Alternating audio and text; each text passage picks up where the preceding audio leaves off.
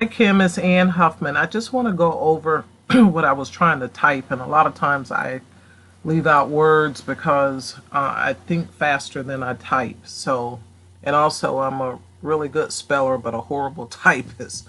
But anyway, what I was trying to tell you is that what you're trying to trace is a raster image, is not a vector image. And so this was your original, and I'm guessing that this is your trace, and that's why it's looking like that. With raster images, there are no outlines around each piece that we as Cricut and Cameo owners need in order to cut the pieces. It's almost seamless that it flows from one piece to another. So those by far are the most challenging to try and trace. And so what I said was recreating it is going to be slower because you're starting over, but in the end, it's going to be a whole lot better. So I'm going to leave this up a little bit so that I have a guide to go by. What I was trying to explain to you is it is better to trace all of these and then make a copy of it using your snipping tool. And now you have a new PNG that you can go back and trace that is going to break apart. So having said all of that, let me just get started here. And we'll start with Donald first. And of course, I'm holding the control key down. I like to make them big so that the Inkscape software can pick up all of the details on it. So let's go ahead and trace it.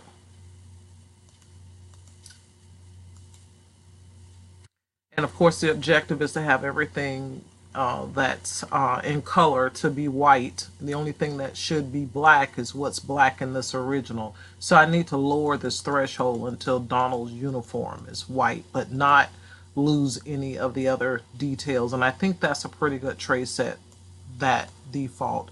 So I've got this Donald, and I dare not get rid of him until I'm finished with it. But at least we have Donald so far. So, and I apologize if I'm making you dizzy with moving all this stuff on the screen, but I'm a messy um, file converter.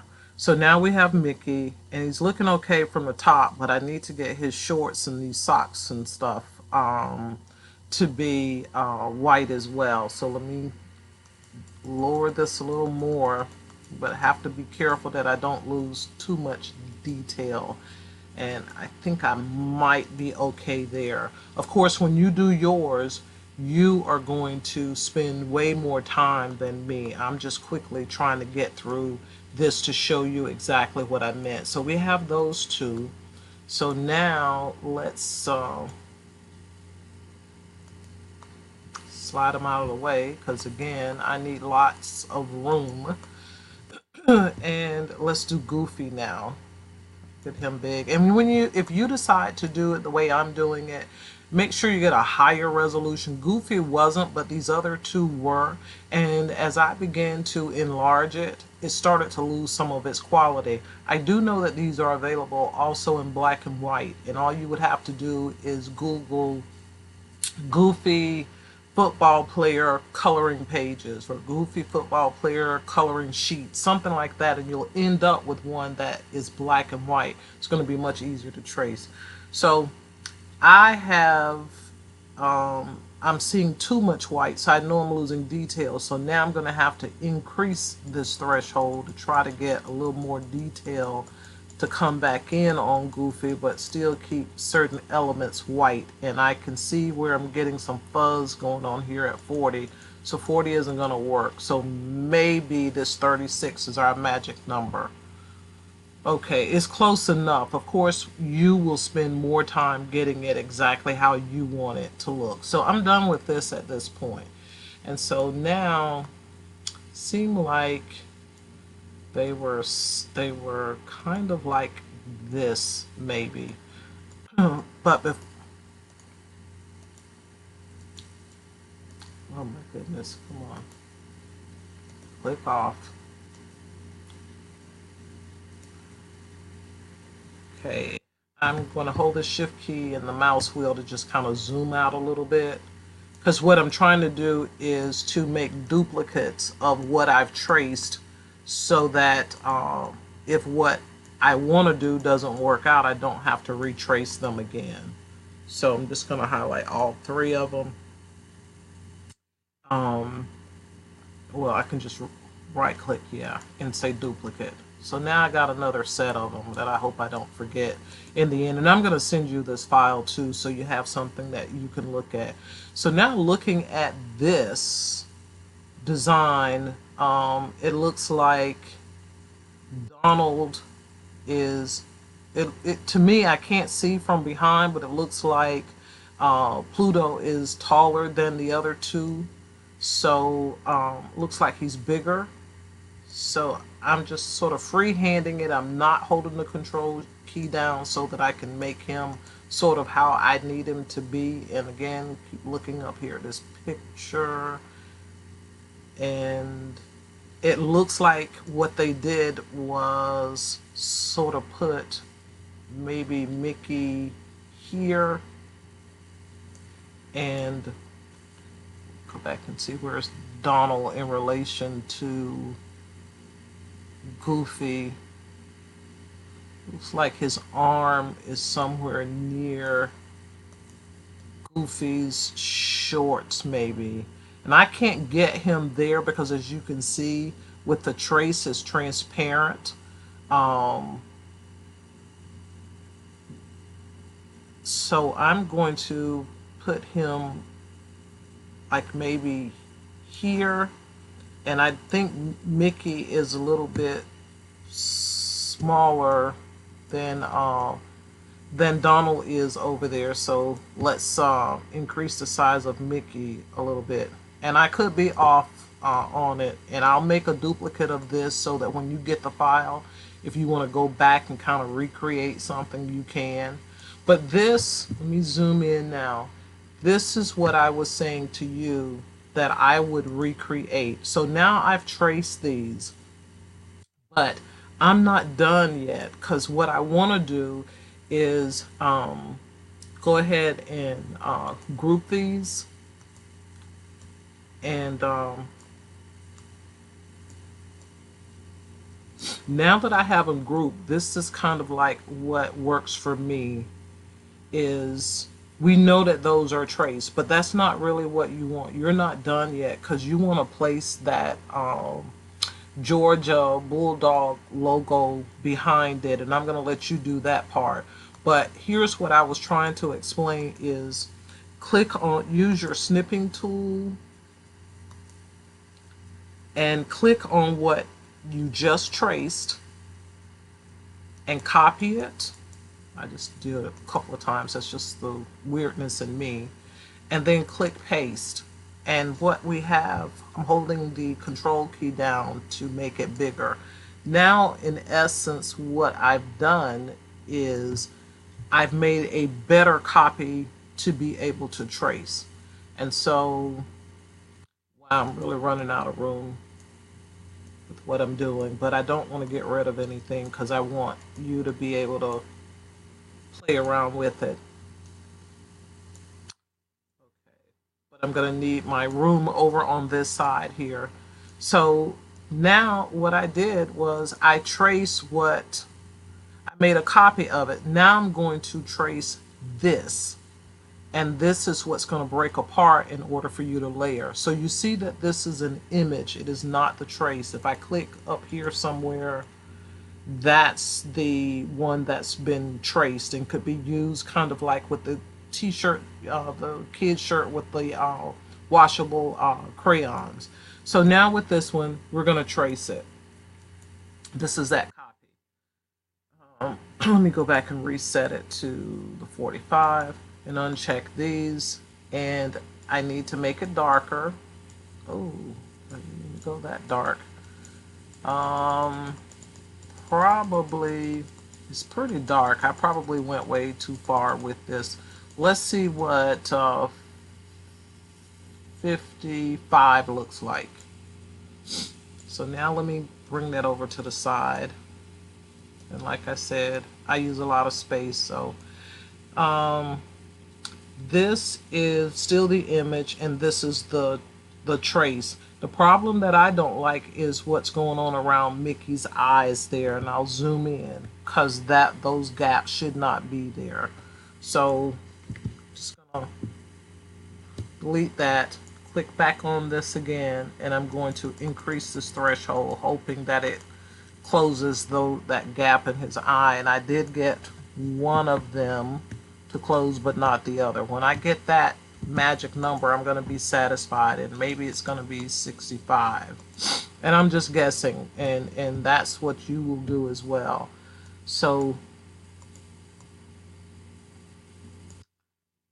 almost got it. Because if you don't close it in, when you get ready to break it apart, it's okay, great, it's perfect. This is the copy here. So just keep that in mind. When you click on it and it says image at the bottom, you can't do anything with it. That's just the image. Maybe if I leave it there, I'll remember to get rid of it. So now here's what you want, because this is what you're going to break apart. So we're done with this now. So that's step one. Step two is to go up here and select break apart. Everything should have turned black. Let me show you why it did not. There's a gap here. There's an opening there. So these are like gaps. And there's one, if you can see it, right there. So that's what happened. So I'm going to fix those for you, so don't worry about it. Let's see if I can find me a lighter color that kind of help me see where some of these gaps are a little bit better.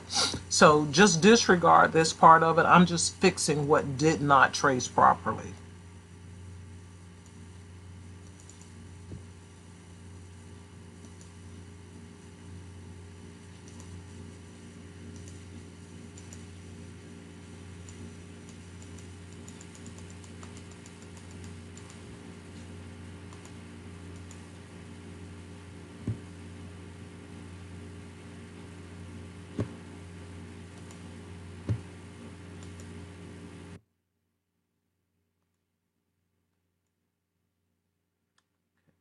That one in.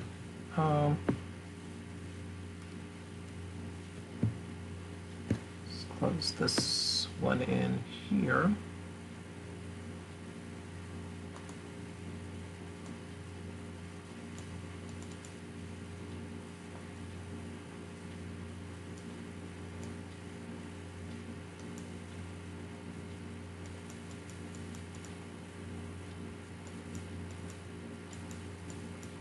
Looks wide enough.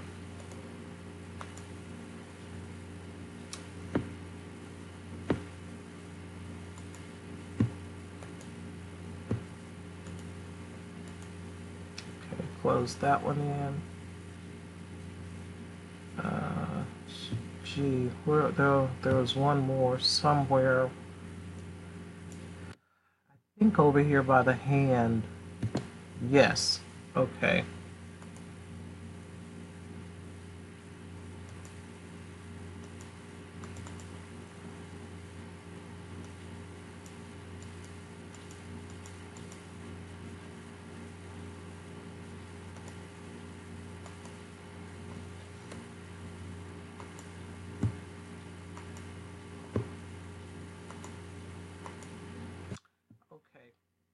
All right, so now I'll turn it back black, and it's still going to show that, but don't worry about it.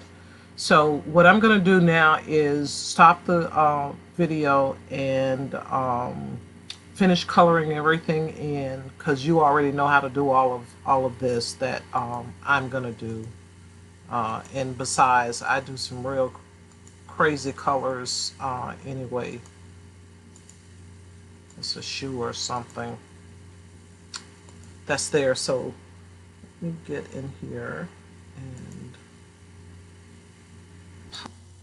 okay, Kim, I finished coloring everything in. I had once I did that trace, I still had some broken lines that I had to go in there and fix, and I fixed them. And just to show you what I'm talking about, here for that band on the football had to be fixed. The hand had to be fixed.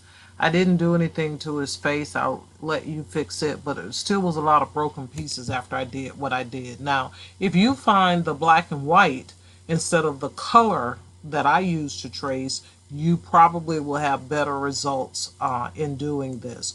But this is it here, and all you need is the Georgia Bulldogs logo to go behind it there. And there you go. And they're all grouped. I'll ungroup them so you see all of the pieces that are there that you would be cutting. If that's not what you want to do, then you have the single layer over here that you can just cut. So I'm going to go ahead and end this, and I hope that it made sense to you. And like the title says, recreating is slower, but it's better, because you probably never would have gotten it as sharp as this to go on the shirt. So thanks for watching. Hope this helped you.